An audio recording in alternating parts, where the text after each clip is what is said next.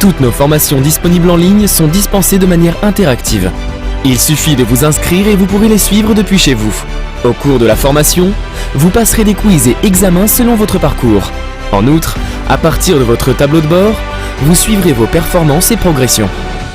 Vous pourrez aussi communiquer avec vos instructeurs et recevoir des notifications.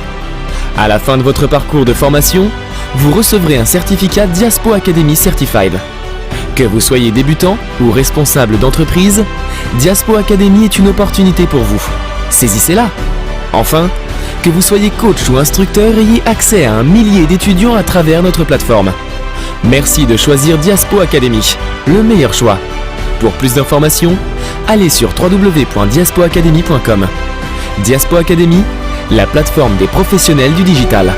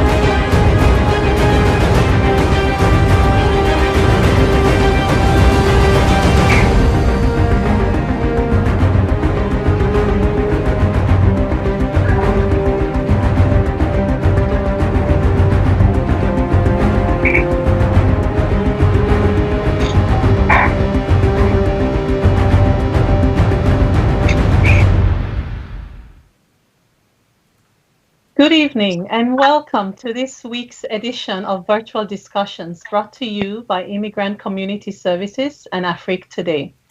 Afrique Today is an online TV show that streams live on Facebook, YouTube, and its website, afriquetoday.com. My name is Josephine Garnham, and I will be your host for tonight's segment, Reopening to the New Norm, Voices of Community and Faith Leaders.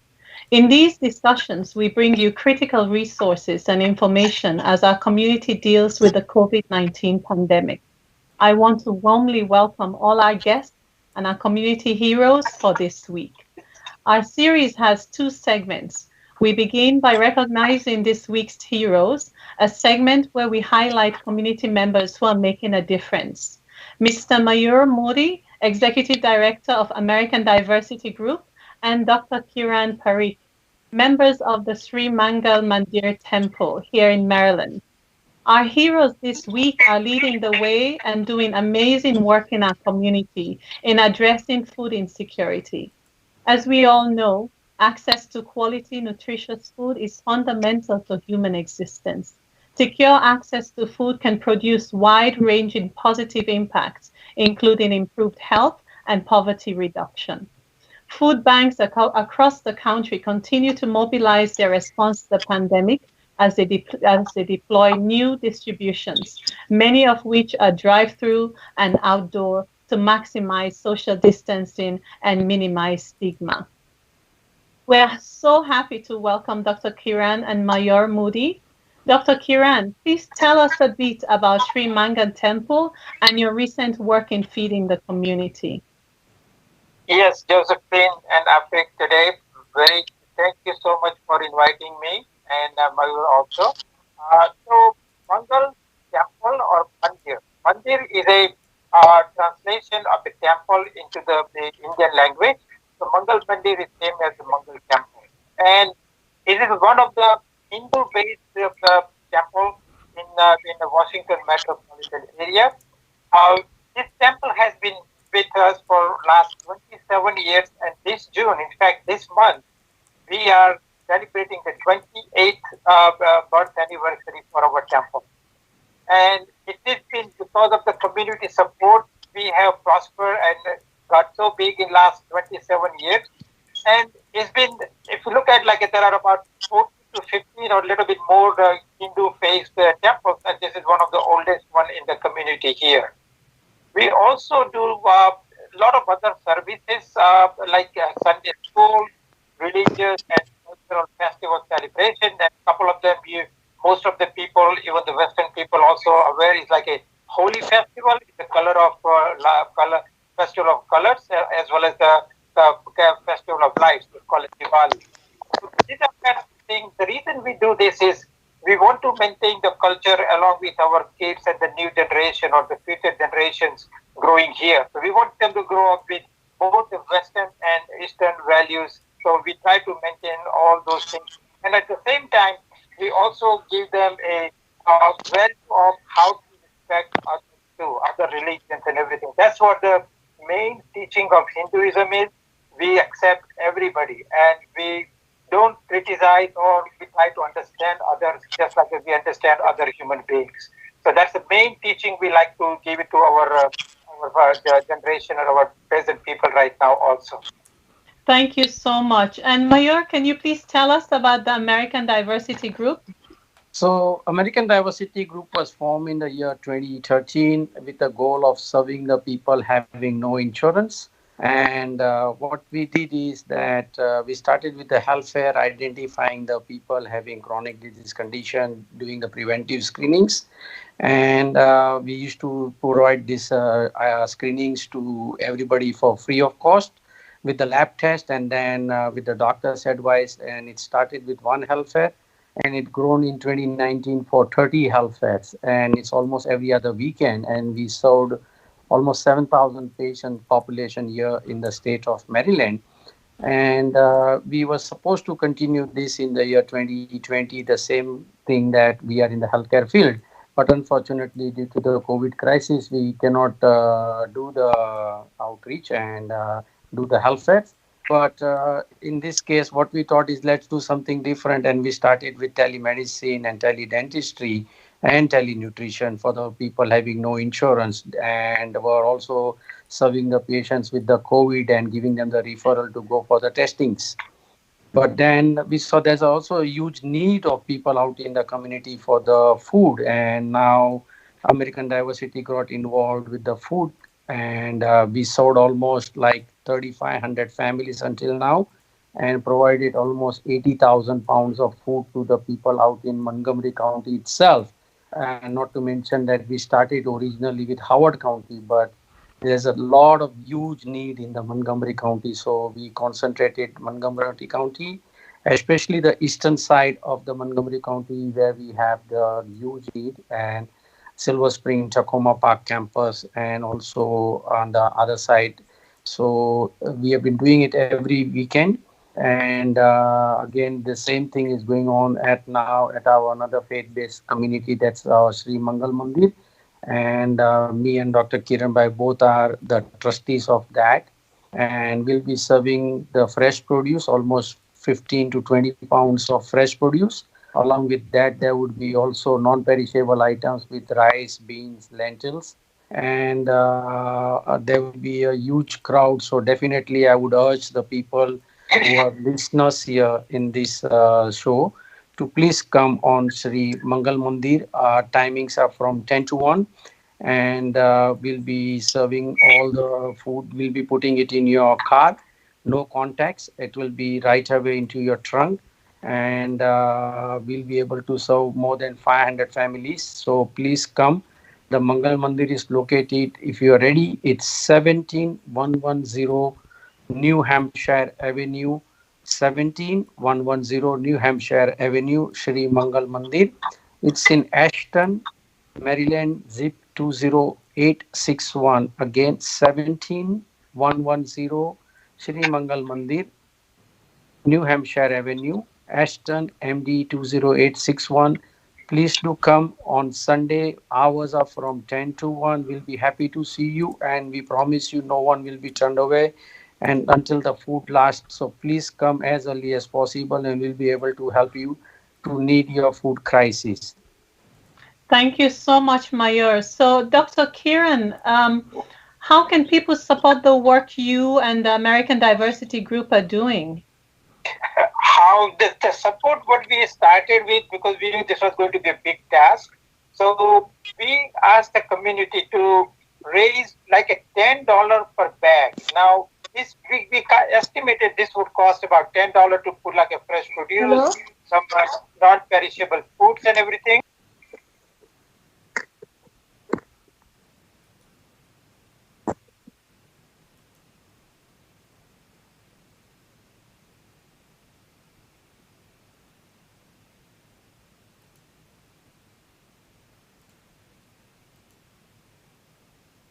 Fresh fruit and all the produce and everything. So we got a really good support. Of course, the support from the community is also there. County has supported very well, like you, Joseph. They have really done good job in supporting this big task we undertaken. Thank you so much. You and your volunteers, I have to say, I was there this weekend, and you're such a great inspiration. And Mayor, you continue to raise the bar and do such amazing work in our community. We're so thankful for all you do. Is there any message you'd like to have for our viewers before you go? And what we'll do is we'll post your flyers on the website at the end of the show, and also to be on the website of imiserve.org. Yeah. So the message from both of us is this is a humanity work, and we want to help as people as possible. This is a really very challenging time for all of us, and we stand for. Sorry, there's a background noise, Alan. There's some background noise that we're hearing. Yes. Dr. Kiran, sorry, we couldn't hear you before. Okay, may I go again? Can you please go ahead, Dr. Kiran? Yeah, so this is a humanity work, and as in last 2-3 months, we have gone through this very challenging the pandemic, and we know people who have a lot of needs. Those who are blessed, they have some, not as much, but there are people who really, yes, there's still background noise. So we are there to help them, and we like people to come and get all the help they can, and we also like to support you people and everything for making this happen and making it successful. Thank you again. Thanks for what you're doing, and keep up the great work. And Mayor, thank you so much for all you're doing.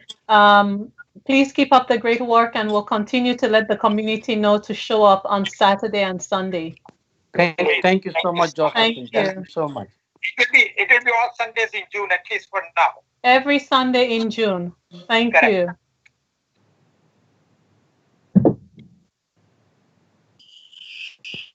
All right, everyone. You've heard about this amazing food drives that are happening and grocery distributions in our community.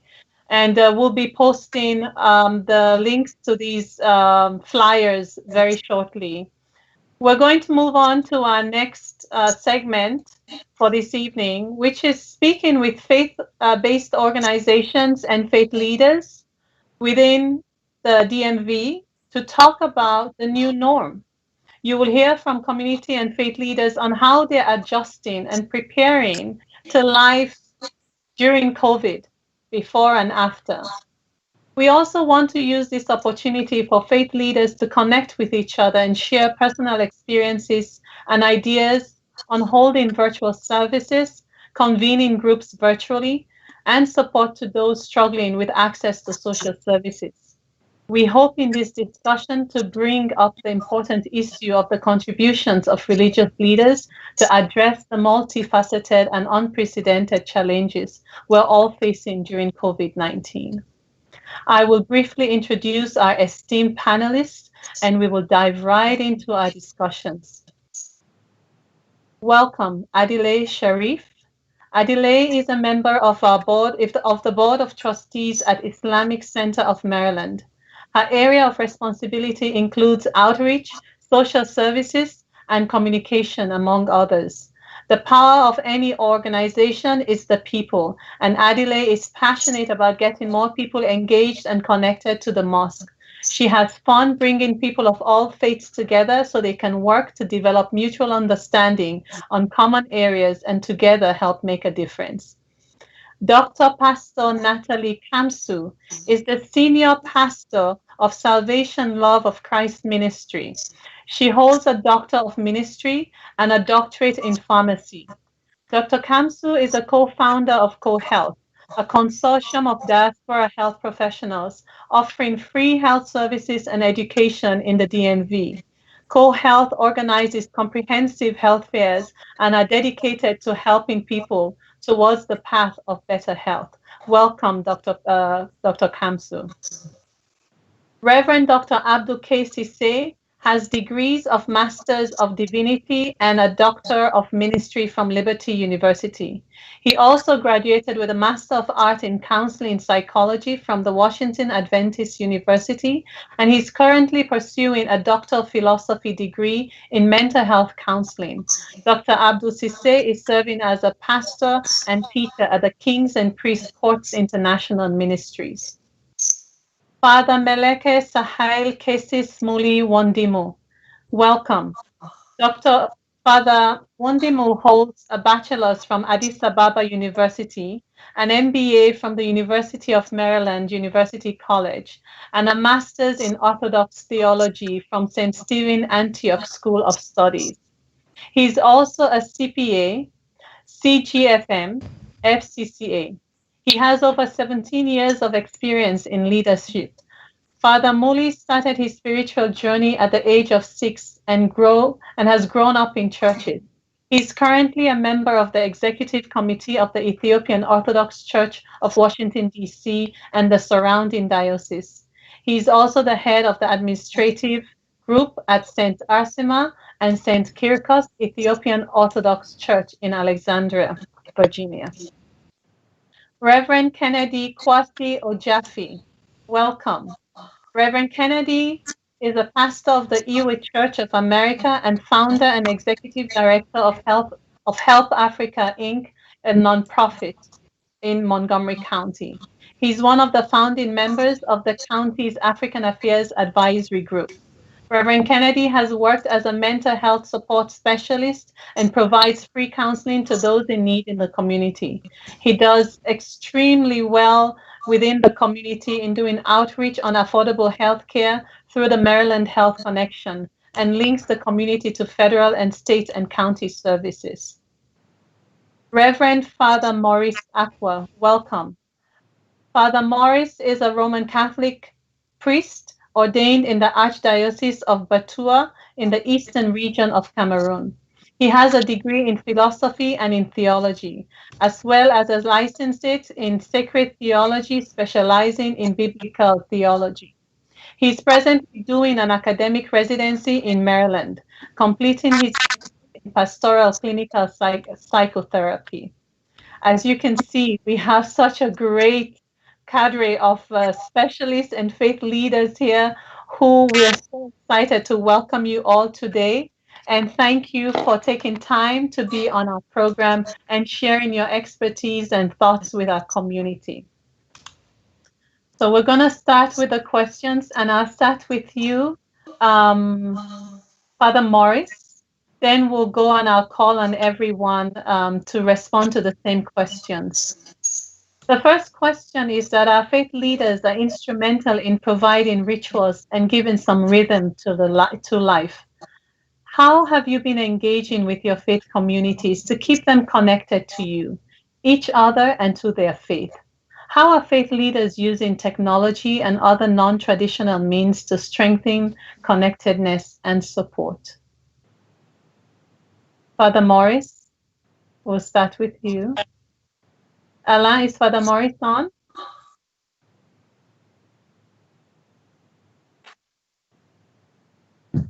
We'll wait. Sorry, we're having some technical difficulties. We're going to have Father Maurice come on. So maybe Adelaide, can you take that question? Yes, sure. Can you hear me? Yes, we can.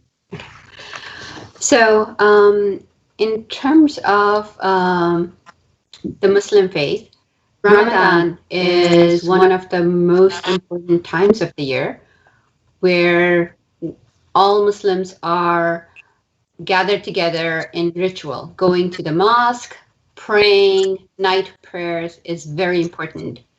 COVID hit this year at the same time. So from our perspective, we had to adapt very quickly into a scenario where we take our religious services online, something we had never done in the past. This is a time where we all go to the mosque to connect and get our spiritual connection. So we had services going on and talks going on from the early morning, afternoon, evening. We started live streaming on Facebook and YouTube to get that people connection as well. So it was very different. We still connected, and we actually connected in a very, very different but spiritual way, because we were in our homes. We connected with our families, and yet we had that connection to our faith and mosque as well. So Ramadan kind of helped us bring that connection. Despite the COVID thing, I think we still did our spiritual journey at that time. Thank you, Adrienne. Father Mule? Thanks for having me. Basically, it's just a role of shepherd, and this thing just in the middle of a lane. And I think it's right in the middle for the week of the lane, which is probably we have 8 weeks to play. And it was very unusual just to have that kind of closure, or fellows to stay home and just start working, because the Palm Sunday is a great Sunday, which also the Holy Week was a big week for. However, this never happened in my age, and I asked older people if this kind of thing had happened ever, and nobody could just remember any time kind of things happened. However, I mean, it's what it is, but we have to just do the due diligence of shepherd hood roles, and just making sure all the fellows in the congregations are safe, and they are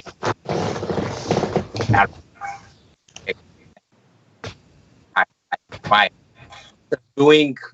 Considering all those factors, the role of the technology was so great, because we never had this kind of. We know distance. We use it at workplace. However, when it comes to the spiritual arena, we never had that kind of thing. So we try to leverage, what's available, the Facebook, the Zoom, the Instagram, and try to make, let people feel they're all not easy. So it's very deep. That's we continue to follow up. People try to adjust themselves and worship and study. So it wasn't easy. However, we tried just to manage with the technology. Thank you so much, Father Mule. Dr. KAMSU, I know you have been doing a few of your services online. So please tell us a little bit about this new norm and how you've adjusted to the technology. Okay. Thank you very much. Hi, everybody. It's an honor to be here with you tonight to this show. Before the COVID, I usually have like a group WhatsApp where I put the message online every morning at 8 from Monday through Sunday. And also I have a prayer line at 8 p.m. every week. And I have my 2 shows on Transformation Point and Lifetime Gift on Afrique Today. So I already had that little things that kind of helped me being connected to, the digital platform. It wasn't that great, but at least I had something to hang on to. So when the COVID came, my online service to stay connected, and also I had the Zoom meeting that I put into place so I can kind of see some of my members that actually got connected. And also I created a new video show named Meditation Point, where I kind of, pick up some verse of the Bible, some comforting verses about fear, about trust, and actually, put that out there so the member can have, the support that they needed in those times that is very tough. The main thing that I did and that was tough was because usually we have like Holy Communion once a month, and it's really a great time where we kind of like meet together and actually, take the communion together. So I kind of also prepare my member to actually have some kind of wine or, grape juice. We were able to make that possible, which was like a great thing. It wasn't easy, but with the help of technology, we were able to pick on as to stay together and being connected together through Zoom, through Africa Today, Transformation Point, Lifetime Gift. So all those platforms were able to keep us connected together, to move forward and to strengthen the community and let them know that we're available. So I also opened my phone and opened a line where you can actually reach me and have all kinds of questions needed.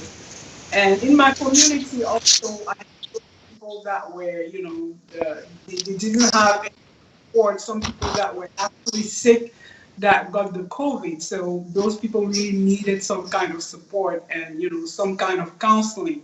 So we are doing it. It was tough for Easter because for the first time we had to do, Easter online, not seeing each other, but at least, this support, like the platform, internet was able to let us being connected to one another, to share our faith and still praise and worship God together. So this is what we did. Thank you for the question. Thank you. Thank you so much. So we see that Father Maurice and Reverend Kennedy is here. Reverend Kennedy, if you could flip your phone horizontally, I think that will help our viewers see you a little bit better. Thank you so much. So we'll go to Father Maurice.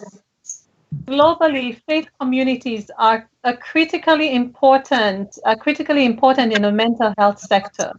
While we still have no research yet on how the pandemic will affect mental health, as faith leaders, how are you adjusting your approach to support community members who are struggling right now? Father Maurice, the question is for you. We here at St. Charles. Okay. We here at St. Charles have conducted a sort of online survey to find out the motivation of our Christians under their environments. And to be candid, just 35% of our Christians felt motivated to come back to church. Mm-hmm. About 10 to 15% were not sure, but up to 50% wanted to wait again till further notice. We actually opened our church on Sunday, and we've had morning masses all week. On Sunday, there were about 68 Christians present, and we've usually had more than 500 attendees from Saturday evening to Sunday celebrations. On Monday, I had 5 Christians. On Tuesday, I had 11. Yesterday, I had 8. Today, there were 6. They usually come between 15 and 20 for weekday masses. But how do we assist them? We call them regularly. We find out how they are doing. Those who need personal assistance, our ministers are available to talk to them or to visit them. And those, because our offices were not open, now we've just opened them. It's 2 weeks since they were open. They can also come. Those who need supplies, we do have volunteers who contribute, who distribute supplies from our rectory here. And all what we need to do is we make sure that our Christians feel spiritually warm from end, that they are reassured that cut off from the church physically, they are not abandoned by the parish physically as well. So we make them feel spiritually warm and make them still feel belonging. Thank you so much for that, Maurice. So Reverend Kennedy, I know you Yes. also work in the mental health sector. Could you please also respond to the question? Can you repeat the question, please? So faith communities are critically important in the mental health sector. Although we don't have the numbers yet in terms of how this pandemic will affect the mental health, as faith leaders, how are you adjusting your approach to support the community and community members that are struggling with this? Yeah. Actually, people with mental health, they are always at risk and they are insecure.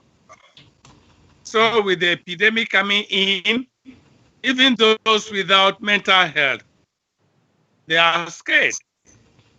And some, because of their jobs, their bills, they have started to develop stress. And that alone has caused them a lot of pain, stress, and also trying to isolate themselves from a lot of people because they don't want to share their grief, their problems with anybody. And in the Christian community, this is a time for the church. Despite that we are not to go out, the church leaders should try to get in communication with their members, try to build trust that any information shared by any of the congregants is kept as private and confidential and treated in a way to support such a candidate or congregant. Mm-hmm. And this is a very difficult time, especially for the immigrants, because most of our members, they are not undocumented before this crisis came in. So you could see how worried they are. They are not entitled to any of these stimulus money coming in. So this is a great challenge to the church. Mm-hmm. It's a great challenge. And I don't know how other pastors and imams are handling it, but I think mental health, this is a time the pastors should build upon their counseling to give more support to their congregants. Thank you so much. We see that Pastor Abdul Sise has joined us as well. Pastor Sise, we know you have a background in counseling and psychosocial support. We are asking the question about faith communities and how they can support their communities in the mental health sector. Would you like to quickly say a brief few words on that and how you are adjusting your approach to support your communities as they struggle right now with the pandemic and mental health? Okay. Yes. Thank you for having me all, and I want to thank God for all the analysts and all my co-laborers in the kingdom. It's such a trying time, how to be able to navigate and help our parishioners and our community. There are several measures by which, for us as a church, thinking on how we can create a coping mechanism with the people. Of course, we engage them mentally, because most of the people got frightened and anxiety and depression tend to step in by just listening to the news. So one thing that I do, try to engage them in a spiritual journey. We finished a 6 weeks theological institute during this pandemic. which we go to school through Zoom and our conference line. I have like 69 registered students. Most of them got anxiety when they listen to the news or this amount of affected people, the vet and everything. So I took them out of that syndrome to a platform of a spiritual journey that can help them to cope towards it. I don't know if that's speak to you. Definitely. Thank you so much. That actually helps us move to the next question in terms of faith communities are a proven and ideal setting to address and promote many help-seeking practices, and even more help mobilize members in the community to volunteer and compassionately support and serve those that are struggling. The actions of faith leaders influence people's values, attitudes, behaviors, and actions. So how are you balancing civil authority demands of opening up, spiritual needs, and the science that we see right now with COVID-19? And I will start with Father Mule. Thanks again. Well, when it comes to these kind of situations, faith leaders' actions have a greater influence in the life of the faith. At the same time, it's very essential and crucial to understand, the government directives and the concern of the government. So we have been trying to understand the directives coming out of the government, the governors from the three states, and see how that can just align with the faith, the doctrine, as well as the canon. And we haven't seen any, contradiction in terms of, the doctrine as well as the canon. So what we are trying to do is just like help the government directives being implemented, and just to maintain the fellows. So that's one of the things we did. At the same time, when it comes to the science thing, is that church is not against science. Science has proven a lot of things, and we do accept just science as researches and based survey. So we try to mingle and integrate the results of the sciences in terms of applying theology as well as in our church services. So what we try to do is we were able to conduct various conference calls with our fellows at different and make sure that they understand the directives that is coming out of the government, and be respondent to those kinds of directives and laws and that's coming out, and we were be able to be very successful in doing that. So that's what we have been doing. And apart from that, what we were trying, considering spiritual impact or the nature of the pandemic, it's just more of spiritual action that are required. It's not something you can just do it science alone. So we try just to conduct a mass prayer on the streets in various streets in all the states. I think Maryland, DC, and Virginia. So I've been trying to collaborate with the government and for the implementation of the directive. Thank you so much. Adelaide, the Islamic community of Maryland is quite a large, has a very large population. How are you planning in terms of with the new, if they're planning on reopening, how are you balancing that in terms of the, civil authority demands for opening up, spiritual needs, and the science and the risks? What are the plans that the mosques are doing? So in terms of just the opening up, there are two aspects of it, right? One, obviously everybody wants to go back to the mosque as soon as possible. Then there is the reality that we live with in terms of the pandemic that we're dealing with. So we are very connected with the guidance that's coming out from the county officials in terms of social distancing, in terms of cleanliness. So we are preparing, inshallah, to open when we have that permission. It will be very different. Sorry, Adile. Alan, we are having some feedback on the call. Alan? Hello. Sorry, Adile, please go on. There's some technical issues. So in terms of just presence at the mosque, we have been continuing to serve.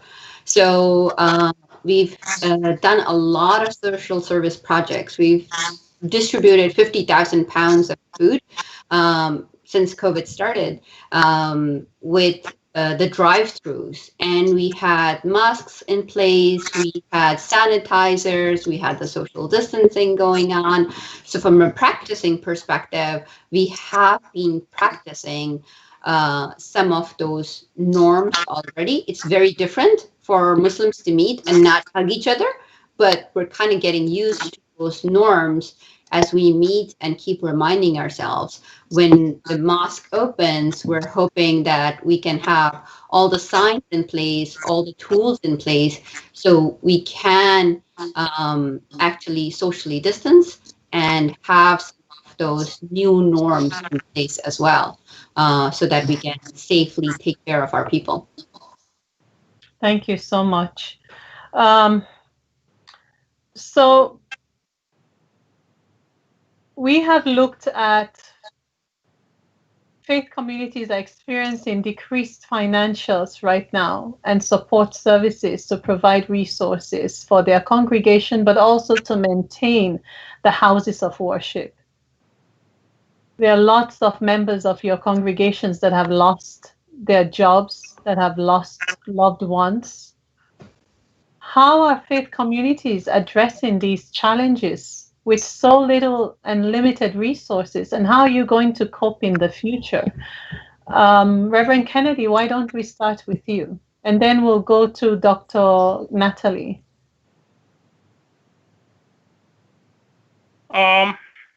Concerning the approach to meet the demands of the congregation, when it started first, our church made a plan.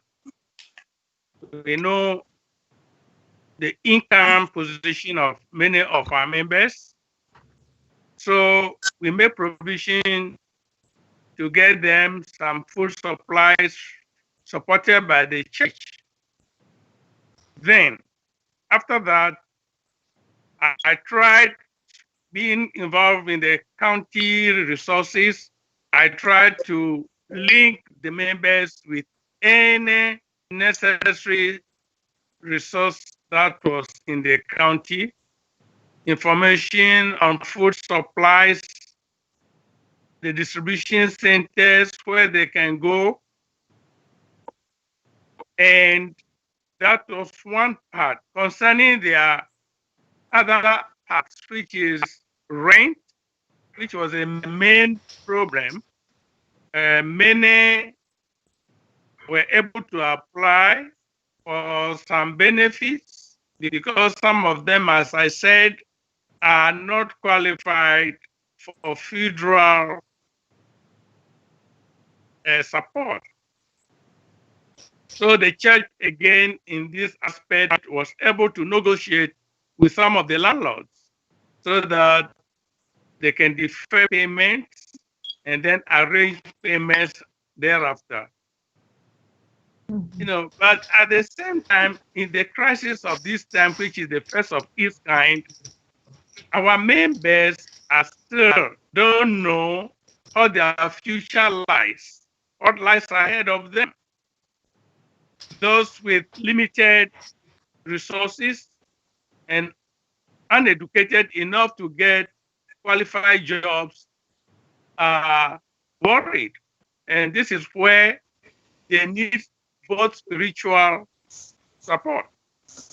so that they can be empowered to know in all things there's a power, there's a source which can contain and maintain them during the crisis. And again, it is this time that we have to let our people know that even prayer works. In all times, we have to depend on resources, advices being given so that we can maintain our hygiene and keep ourselves free from the virus. You know, especially we Africans, we believe in prayers more than any other thing. So it's a challenge to the spiritual leaders to try as much as possible to educate their members so that even as they pray, they should pay attention to the advice and instructions that the governments and those in the health field are giving to us. That is very helpful. Thank you so much, Reverend Kennedy. Dr. Nathalie. Yes, as you said, it's a very big challenge now for people that have lost their job to be able to, keep living. And as a community too, it has been very tough because usually we have the support of our members. But now as a pharmacist personally, I have been working, so I use my personal phone to support the ministry and the member right now. But we have been greatly impacted because we had one of our project named Vision 2020, which was actually to to raise the fund to be able in 2021 to have like a community center. So because of the COVID, that project was not stopped, but it was really slowed down. So that because the members were impacted by the COVID. In the other side, what we do is like we think that the next time, we think that it will be good to have like a disaster fund, like to prevent such a time like this where we're just all surprised by something coming from the outside to be down completely. And for my members, I was able to direct them to the community, to the county. I have received, for instance, some of the email or flyers to direct the member to go for Montgomery County food drive manna or, grab and go. So some of my members have benefited from that food drive. And also, I've received the unemployment loss, and also I have directed some of my members there also. So we were able, it was tough, but we're able to find ways that the government offered to kind of direct our members so that they can benefit from those support from the government to actually have those opportunities. We pray more, and we hold our hands each other, and that's how we were able to stand up from this point of view and perspective. Thank you so much, Dr. Nathalie. And Father Maurice, would you like to add to that?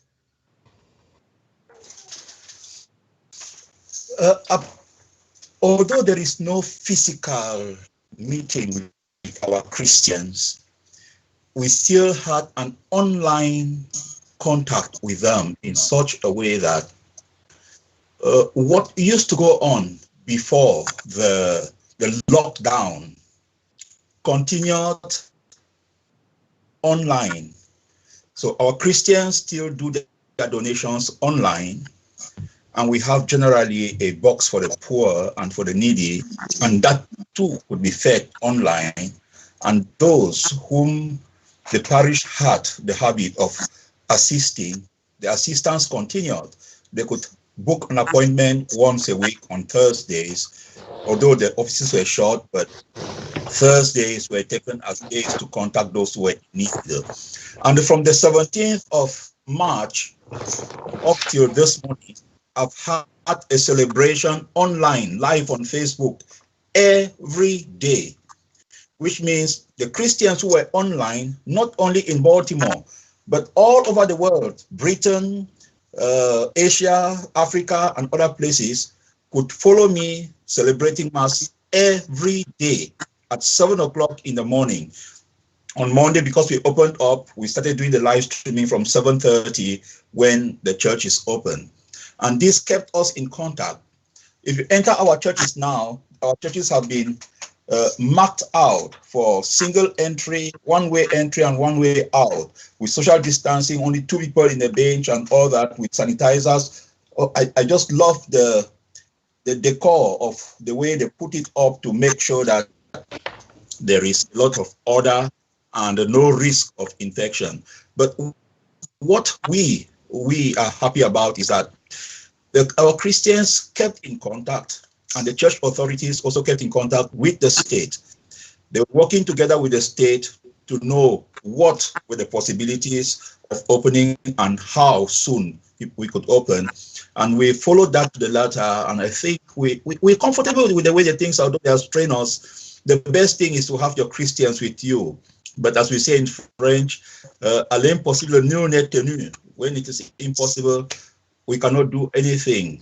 All we need to do is to keep them spiritually connected, keep them psychologically balanced, and if possible, keep them materially fed. Thank you, Father Maurice. Adelaide, I know your mosque has done a lot of work with seniors. You do clinics. You do a lot of work in the community. How are these, the decrease now that people don't go to the mosques? And your communities have lost a lot of loved ones or lost their jobs. How are you working in terms of addressing these challenges with limited resources in the future? How can you upkeep the great work you've been doing? So part of the challenge of COVID is there's nothing planned, right? We are learning as we go. There's not a roadmap that anybody could have planned. So from some of the social services aspects, we're actually doing more now than we have ever done in the past. In terms of being able to reach people, the community outpouring in terms of volunteer support has been amazing. In terms of some of the mental challenges that the seniors face with just being able to go to the stores, we reached out to the community for help, and we had people pouring in to offer to buy groceries, pick up and drop. So we realized that we needed to fund some of these efforts. So again, we turned to the community for support, saying we can't fund some of these efforts without your support, and the money poured in. We were just, I personally was surprised at how fast the money poured in as we started providing some of these services to the community. I think we all feel the need to be able to serve right now. Some of us are able to do that physically, and some of us who are sitting at home really want to be able to help in some way. And for those people, helping financially helps them get connected and be able to serve other people in a very positive way. So going forward as well, most of the congregations, I believe, are in the same boat. We cannot continue to do the work that we do without the community support, both from a funding perspective and from a volunteer perspective. This is not a short-term thing. This pandemic going into the fall, we're going to need all our resources. We're going to need each other as much as possible to be able to deal with this. So we're hoping we can still rely on the community support network to be able to get us through coming year. Thank you so much. And over to you, Pastor Abdul. I know you have done similar work locally, but you also do a lot of international work supporting orphanages and clinics. how are you able to, or what are the plans moving forward? How would you cope with these challenges of limited resources? Well, like if I can piggyback on what Father just said before, we still have the platform, like before, beside the COVID, we've been ministering on streaming all our services. We still have some audiences that are out there. And when the COVID started, we're the first institution, the first organization or ministry back in Sierra Leone that were able to provide food and support for all our churches in Sierra Leone. We're able to provide, and also in India, and as well as the feeding program that we have in Zambia. So, and this one comes out from the coffers of our members of the church here. And currently, even as I'm talking to you, like you just hit the nail right there. City of Light Helping Hands, there is a project that we just think about even in Sierra Leone of the nurses who are in the front line, that we're trying to adopt a nurse, that I challenge our members here. That is why we have some challenge to open us when the authorities, not like we've been defiant, but we love our people, and we love, just like our county executive, when phase 1, phase 2 is being opened, and he looks at the statistics, he looks at the data and think, is it worthy to open now? The same thing I said a couple of weeks ago when we had the news that, oh, the churches should open, the churches are essential workers, mosques are essential workers. We were never essential worker when it all started. And there's no way we're just going to jump into the whole thing because one wants to politicize the church. You know your parishioners, you know where they are. Most of the members we have, they are these GNAs and certified nursing assistants. They work in COVID infected buildings.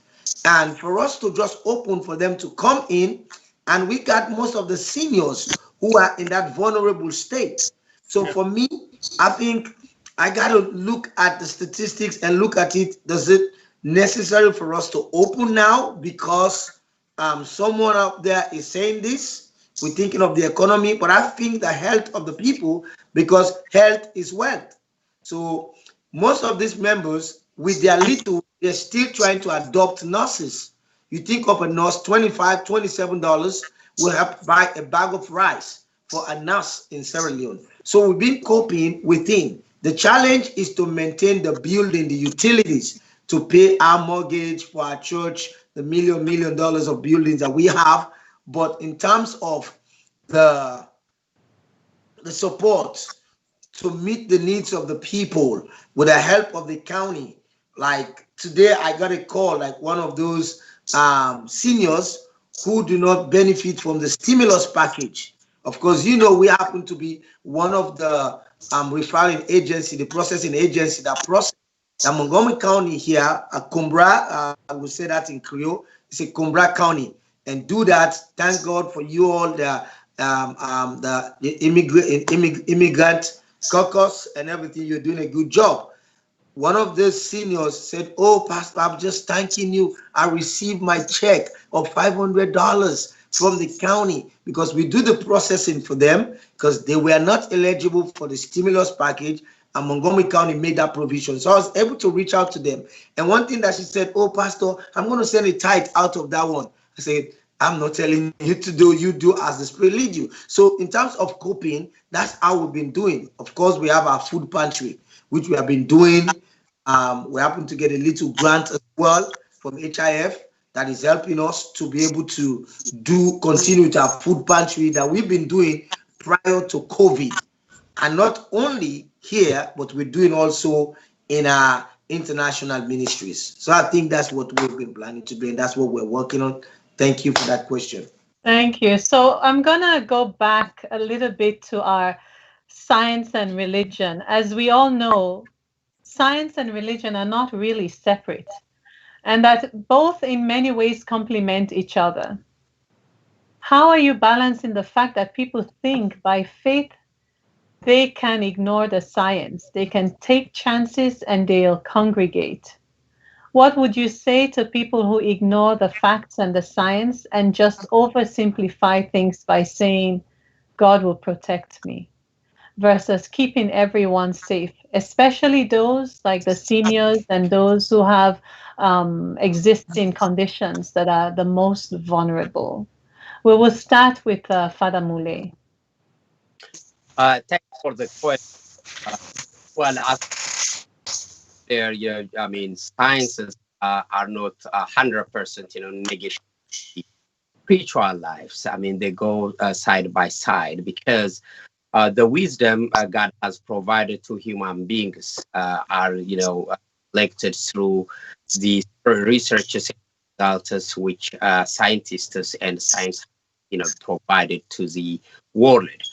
So, having saying that, there are certain people who just take, high risks in a sense, being more, reliant on God. We know that, I mean, God has divinity power to protect us from any kind of situations. That is His divine nature.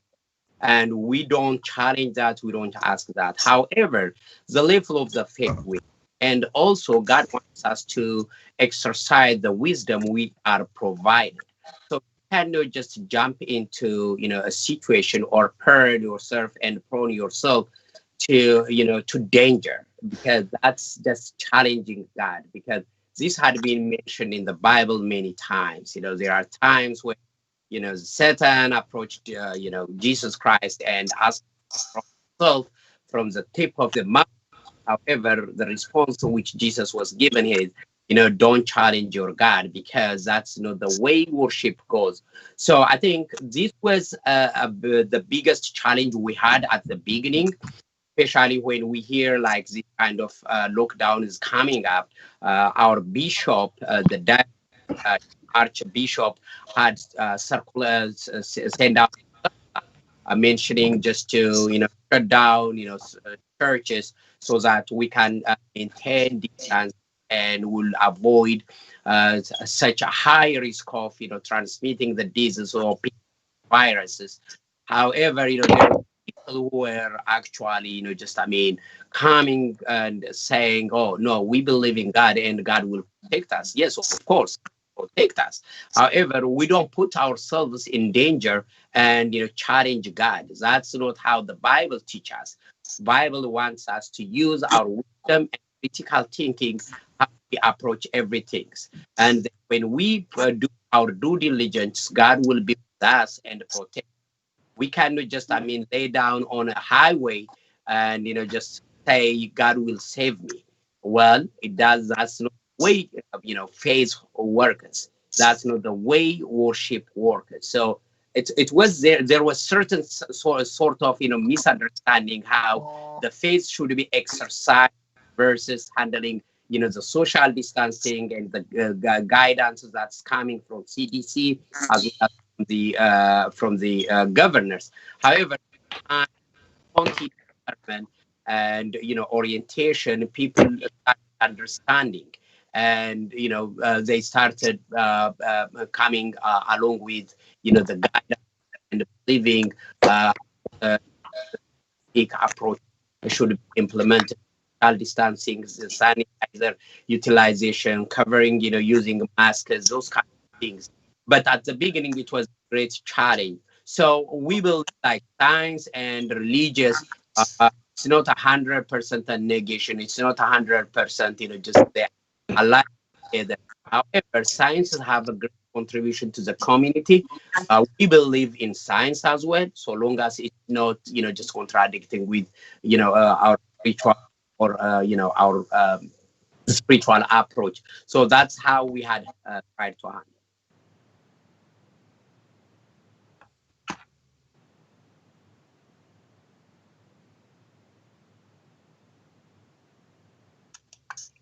I can't hear you. Father Mule, we lost you there for a second. Oh, okay. So just your last sentence. Oh, okay. Yeah. So what I was trying just to say is, at the beginning we had a big challenge. Like there were people who were just just to overestimate their faith. When in actuality, faith is not as simple as we think. Uh, just to take a lot of dedication and just commitment. However, we don't have that level of faith. At the same time, scientific proofs have already told us, how things should be handled, and we try just to have a conversation with our, fellows, congregation, how they can just, adapt the science versus their spiritual life, and then that way people started understanding that approach, and we were successful in that regard. Thank you so much. So, Father Maurice, do you want to briefly respond to that? Science is very important, and science and religion together. Just fast forwarding, now we have just about one priest celebrating on the altar. If there are more than one, the other person is supposed to be wearing a mask. If we are only supposed to receive communion now with the hand, if anyone receives with the mouth and you feel you've touched somebody's tongue, you sanitize. It is very important to listen to what science says. One of my Christians was arguing with me last week, and he said, but Jesus is the Lamb of God who takes away the sins. He is our healer. How can he permit that inside the church we also get contaminated? And I told him, if you don't protect yourself, if you expose yourself to contamination, you get contaminated, be it in church or in your home. All you need to do is to observe the discipline. And so the church has its own scientific advisors. And when the state, the scientists of the state, declare something, the church also discusses that in its own scientific board and weigh the possibilities. That's why up to this time, there has been no confrontation between science and the church. Catholics are supposed to receive the sacraments obligatorily every Sunday. But throughout this lockdown, the bishops have given a standing dispensation until things get back to normal, which means it is no longer, you can attend Mass now online, you receive communion spiritually, and everything you do spiritually in your house as a family with the guidance of the priest is a norm. And so the science is very important. We don't expose our people to contamination. As Pastor was saying, that most of his Christians work in the nursing field and they work where the pandemic is. They cannot just open up the churches. That's very important what he said, and I admired it that the old people come to our churches, the children come to our churches. We don't just open up because we are the church, but we listen to what it will be if we open up and there are children who can carry the virus and distribute it to the old, or there are nurses who can bring the virus and distribute to healthy people. So we have to strike that balance and be on the alert. Thank you so much, Father Maurice. And we have our pharmacist MD, Dr. Nathalie. Would you like to add to this? Yes, thank you. That's a very good question. That is where, God is unseparated, because usually people think about God as to be in church, where actually God is in science, God is everywhere. So we understand that God is a loving and all-knowing, God is omnipresent, omnipotent, omnipresent. So he works in science, in politics, in religion, and he works in supernatural way and powers. So we cannot say, okay, that's science and there and here is God, because God gives the knowledge to people in science to be able to, create all kinds of means to protect the people.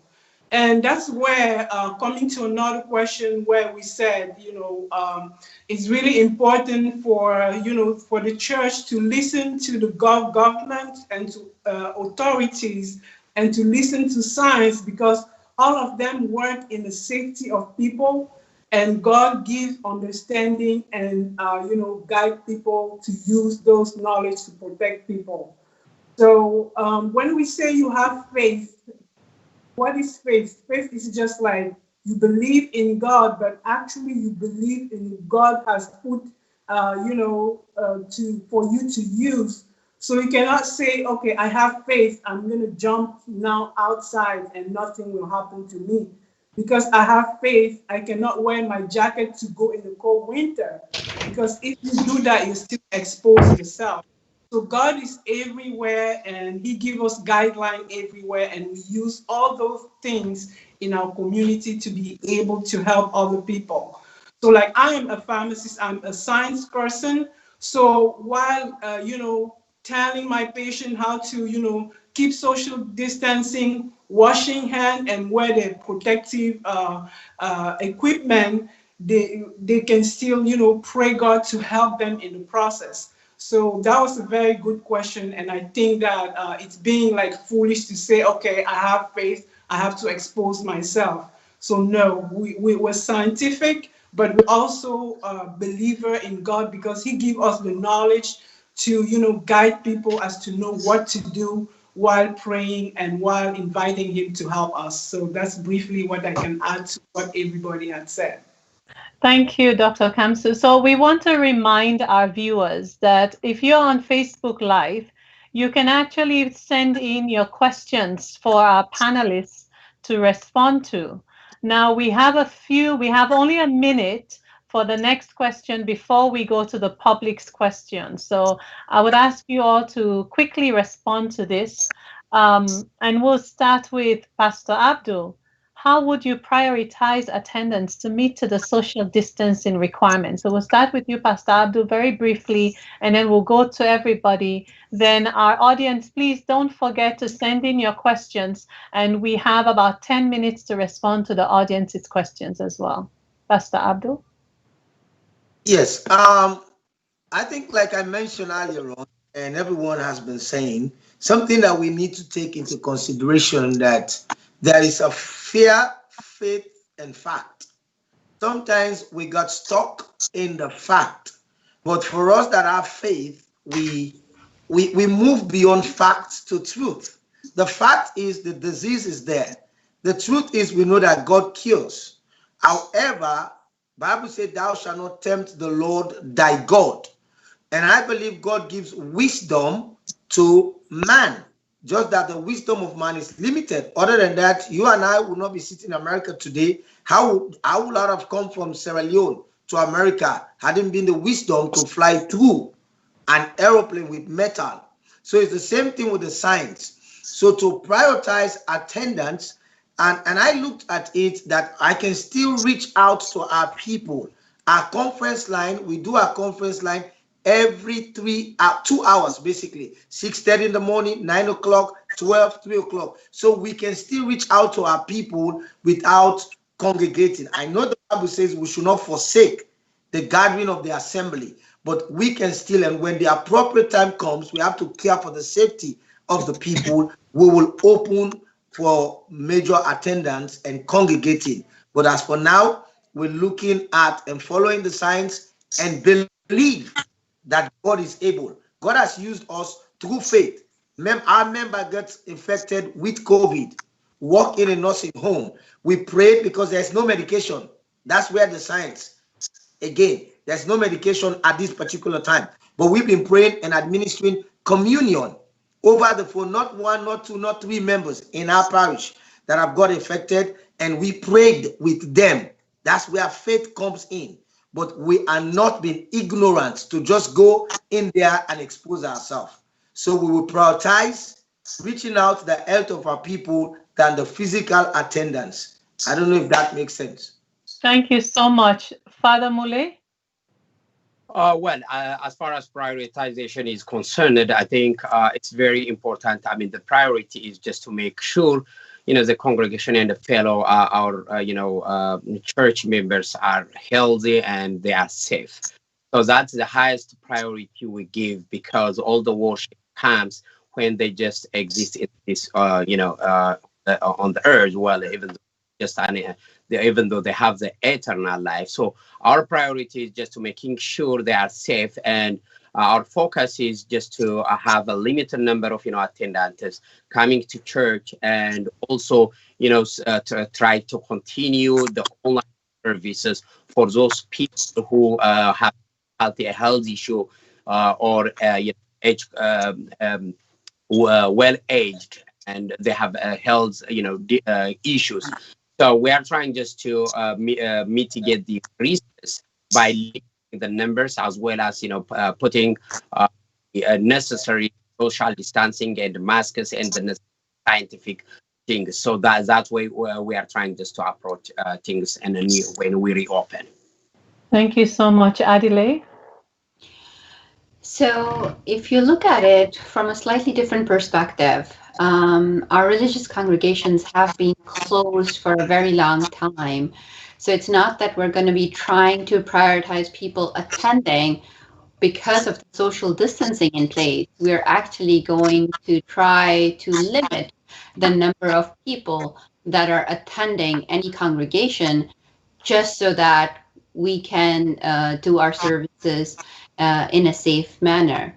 So our model going forward is going to look very different. We're going to have to all adopt the way of technology as well, so that we can connect spiritually, even though we might not be doing it physically all the time.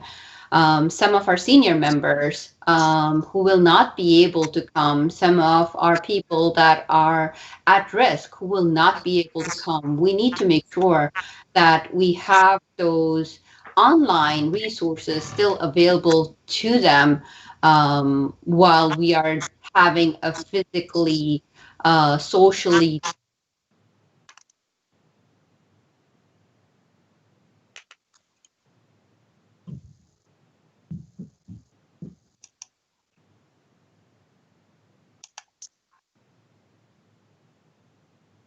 Oh, we got to disconnect. So we have a little technical issue there, pause. Adelaide may be having some technical issues. So why don't we quickly go to Reverend Kennedy? How are you preparing, and how would you prioritize attendance to meet to the social distancing requirements? We have about a minute for that, and then we'll go to the public's questions. As Pastor Abu said, as at this time, we have no plan set to reopen. Historically, during the persecution, Christians didn't have the opportunity to gather in any place, but they were able to worship God. And this is a time for us, because if our bodies are the temple of the living God, and science has provided means to continue to worship God, the life of the congregants are very important. I will not haste to draw any plans, especially since we share the sanctuary with other congregations. So honestly, no plans yet. Worshiping on the line is providing the people more opportunity, even than when we are coming together in the sanctuary. Because of the distance and traveling problems, most of them were having. So we don't have any plans yet. Thank you so much. We're gonna, in respect of time, we're gonna go to some of the questions our public, our viewers are asking us. So that way we'll give you time to also respond to them. Let's see. All right, so we have a public, one of the viewers is asking, what are some positive changes you would like to see your congregation or other congregations make as a result of COVID-19? Father Maurice, why don't we start with you?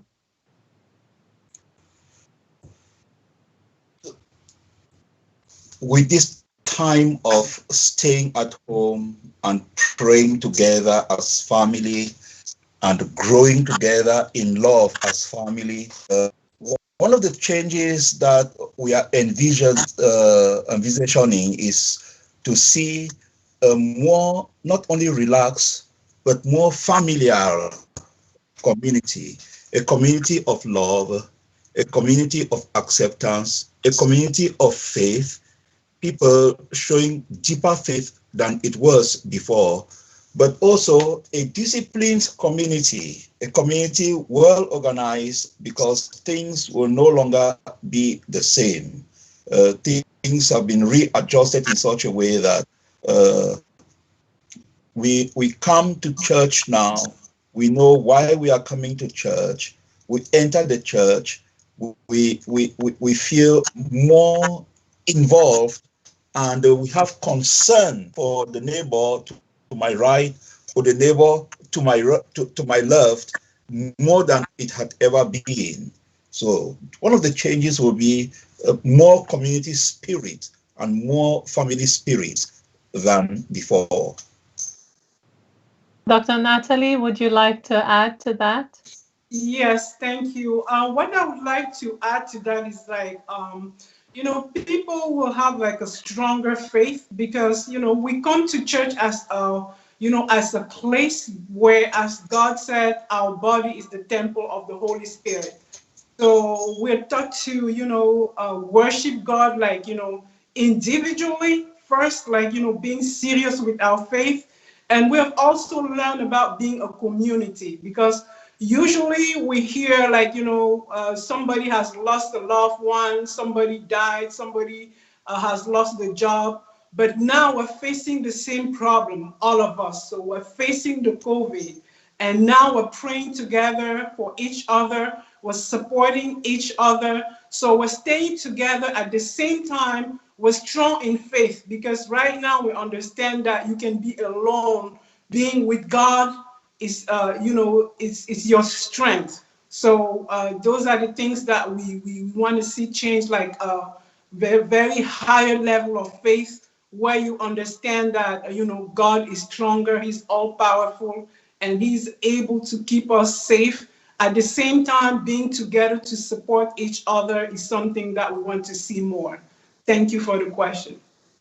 Thank you. I'll let the next question, we'll have Father Mule start. Do you think the great upheaval to life as usual that we have experienced over the last few months will be helpful in bringing your congregation to greater spiritual maturity? And if so, in what ways? Well, thank you so much for the questions. I think this time, especially after the closure, it has brought everybody into consciousness and interested us just to think how God is very important in our life. To some extent, you hear me, right? Yes. Okay.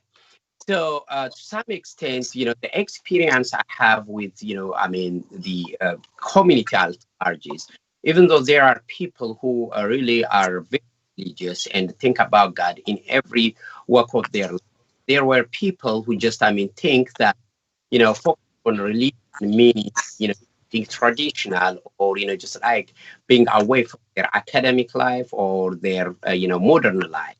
However, this COVID has brought and, created paradigm shifts, just people to think critically what's important in life, how spiritual life is very, very crucial.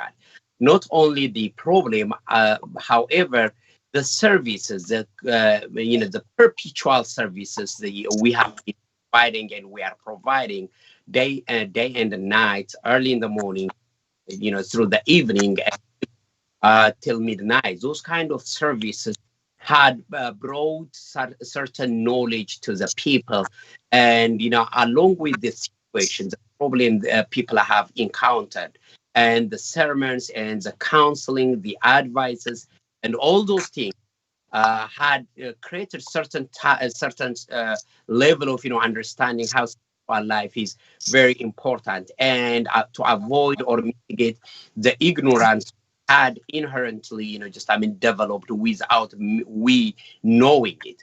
So I think the problem by itself is not resolved yet. It's everybody believes it is in the hand of God, because science couldn't just bring the solution yet. Still, working. It's we are waiting.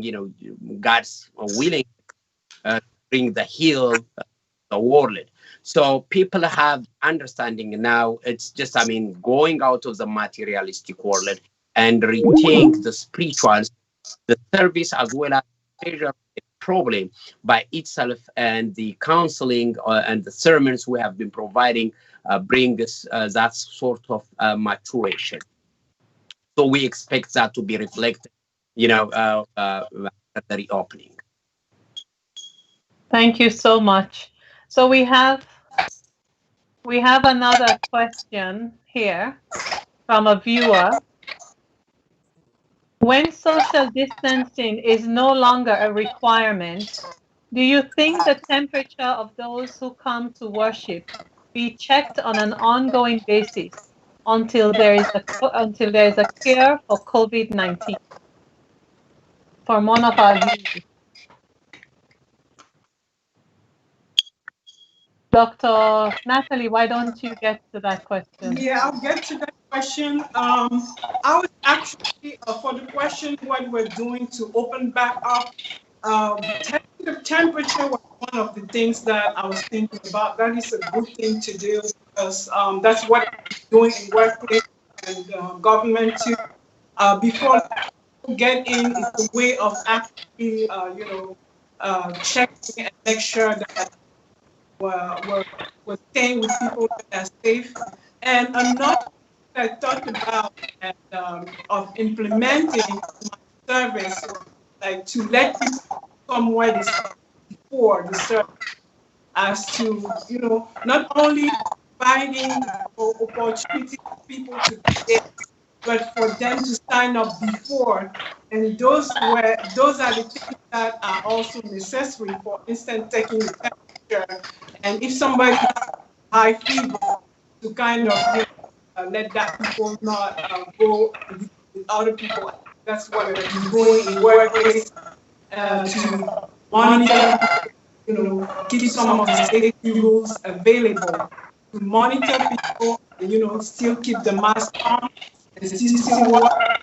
Those are the good things that we could do, kind of like to minimize the, COVID-19, move forward to safety. So that's a very good point. That's what we're doing in the pharmacy too, and in the hospital. So why don't we do it at church? I think that's a good thing that we can do.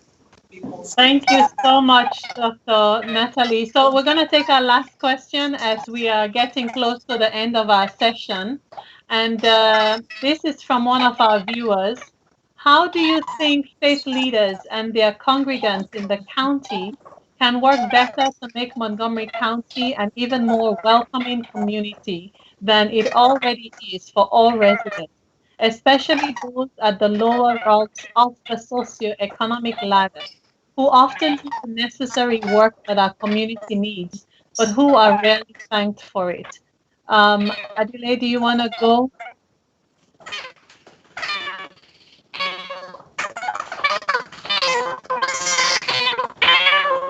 Adelaide, we're having some problems with your audio. Can you unmute? No, we can't hear you. So, Pastor Abdul, can you respond to that? Yes, that's a very sensitive question. Montgomery County is a county that is really, really reaching out and care for its residents. But another way that I think it can make it more beneficiary to the resident is something that the East County, Gilchrist, have been trying to do, and also access to resources. What do I mean? The display of information not just to secluded people. However, the effort of translating, because Montgomery County is multicultural and diversity, being able to have this information in the different dialects will help many residents to know about the resources that are available out there. More especially from an African perspective, most of our Africans that live in the county have not been tapping into the resources of Montgomery County because one, either they're scared of being torn down, two, either because of kind of a stigma that the Africans can look at it, they don't go. Even when we have the food banks, the food pantries, they don't come out. Like this weekend, we're catering, it's one of the first in kind in Montgomery County that we're doing that catered for different cuisines, like from an African and Ethiopian spices, the Indian spices, the African, like even getting dry fish for them. But Montgomery County need to do more by making the information available in the different dialects, which they're trying, but to make it more and do the translations, the different languages, so that the information will be out there and whatever the county has been doing will become more effective to the residents. Thank you so much, Pastor Abdul. Adile, sorry, you seem to be having some technical issues. Do you want to say very quickly, we're running out of time, and I'd like you to respond to that question, and then we'll have everyone just say briefly, just a few, just less than a minute to our audience before we say goodbye. Yeah, so can you hear me now? I hope you can. Yes, we can very well. Thank you. So just very quickly, right now is really the time that we need to come together as congregations, as community, as people of any faith to serve in terms of getting the food to the people, whether it is we need to drop it off, whether we need to send people to a church. So when ICM is doing an event, my event has food listings of all different faiths in it. I'm sending that to my people so that whether it's a church providing food, whether it's a mosque, whether it's a temple, please get the food. So we need to be working together. I think everybody has already said doors are open for every congregation to the people that need food. So in this case, we need to be serving humanity together. We cannot do it individually. We cannot. The need is just too great. So we really, really need to come together as the faith community, which we can, because we're very powerful in that regard, and actually live our faith by serving our people. Thank you so much. Very well said. Reverend Kennedy, I'm going to give you less than a minute, a few seconds to say just if you have any message you'd like to give the community, and I'll offer the same to others. Well, what I have is first to the pastors, the faith leaders. We are not united. We have the Montgomery County Interfaith, which I'm appealing to all faith leaders in the county to join. Through that, we can have a voice in the government issues and be able to reach out to our community. And to the outside, we Africans, as someone said, it's time for us to stop sitting on the fence. We must try to participate. Thank you. Dr. Nathalie? Yeah, my message and what I want to say to the community is like, God is real. Where humans lose control and cannot have an answer, God is still out there. He delivers. We can trust in him. We'll never lose by putting our trust in him. He never promised like everything will be easy, but he promised that while we're going through something that's tough, like COVID-19, he will be there to support us, to give us his love and to guide us. And we need all together as a pastor and community to pray together, to stand in life, to keep the body of Christ, to keep people, because we're all working to the safety and love of people. So that's my word to the community and to the faith leaders. Thank you, Dr. Nathalie. Father Moulay. Well, first of all, just to say thank you again. And my message to the community is, faith is very important in all situations. Such kind of pandemic had been in the past. It's occurring now, and it may just happen in the future as well. However, by just keeping our faith in God, go through this challenging time, and we should not be ignorant. Just consider it as a hoax. It's real. People are getting sick. People are dying. So we have to be very careful and be a follower of the guidance provided by sciences and the government. Be faithful for your shepherds as well. Thank you. Thank you so much. Father Maurice. John chapter 14, verse 1. Do not let your hearts be troubled. You have faith in God, have faith in me also. So we have a faithful and a merciful God who is watching over us. As long as we remain in love, united, and in solidarity, we shall come out of it victoriously. Thank you so much. Thank you, Dr. KAMSU, Adile, Father Maurice, Pastor Abdul, Reverend Kennedy, and Father Moulay. This has been a really great conversation, and we want to thank you for taking the time to speak with us, share your expertise and your advice with our communities. To our viewers, thank you so much for watching. To Afrique Today, thank you for providing this excellent platform for us to be able to bring critical information to our communities and to have subject matter experts come and talk to our communities and share resources and advice. We're so grateful. I want to say thank you to Immigrant Community Services as well for hosting these series of weekly events. And everyone, please stay safe. Keep up the great work you're doing. And thank you again so much for everything you do for us and for our community. Please do not forget Afrique Today live streams and rebroadcasts on their Facebook channel, on YouTube, and their website, afriquetoday.com. Thank you again, everyone, and I wish you all a great evening. Thank you. Thank you. Thank you.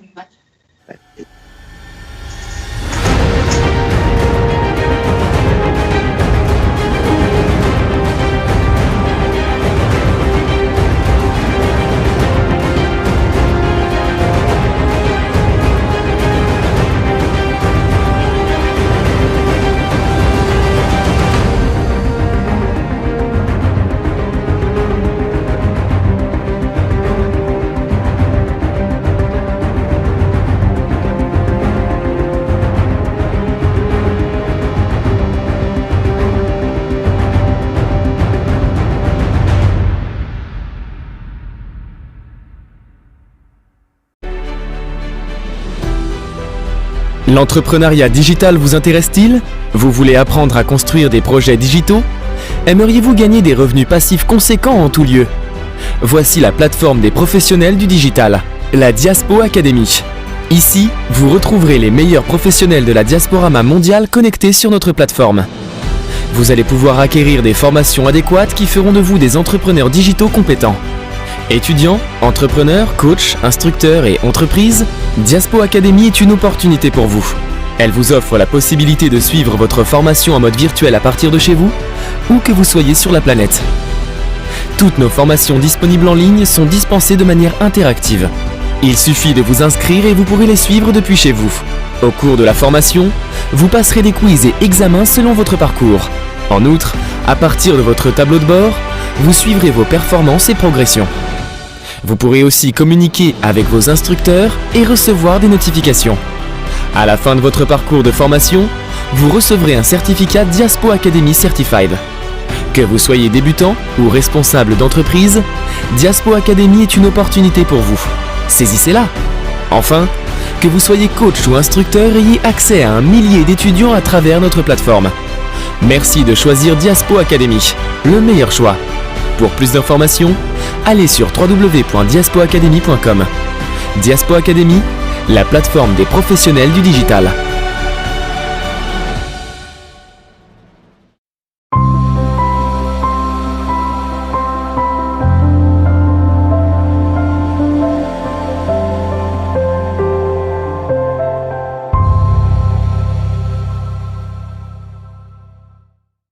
Do you want to promote your business? Do you want to talk about your nonprofit organization? Do you want to talk about your culture? Introducing the online web TV, Africa Today. Fogham. You can watch us live at the same time on 4 platforms: Facebook, YouTube, Twitter, and using the Africa Today app. Download our app today for Android or Apple. Promote your business today. For more information, go to www.africtoday.com. Africa Today, the best of digital TV.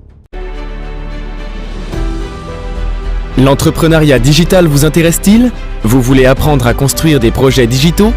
Aimeriez-vous gagner des revenus passifs conséquents en tout lieu?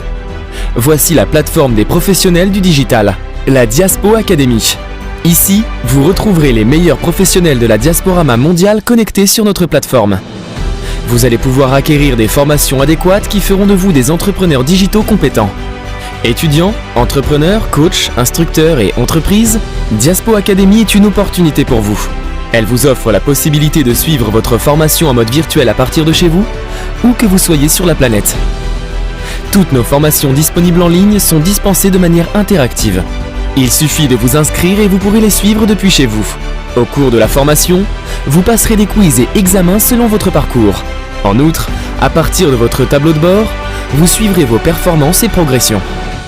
Vous pourrez aussi communiquer avec vos instructeurs et recevoir des notifications.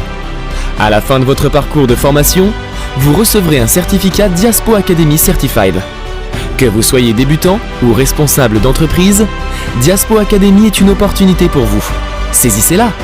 Enfin, que vous soyez coach ou instructeur, ayez accès à un millier d'étudiants à travers notre plateforme. Merci de choisir Diaspo Academy, le meilleur choix.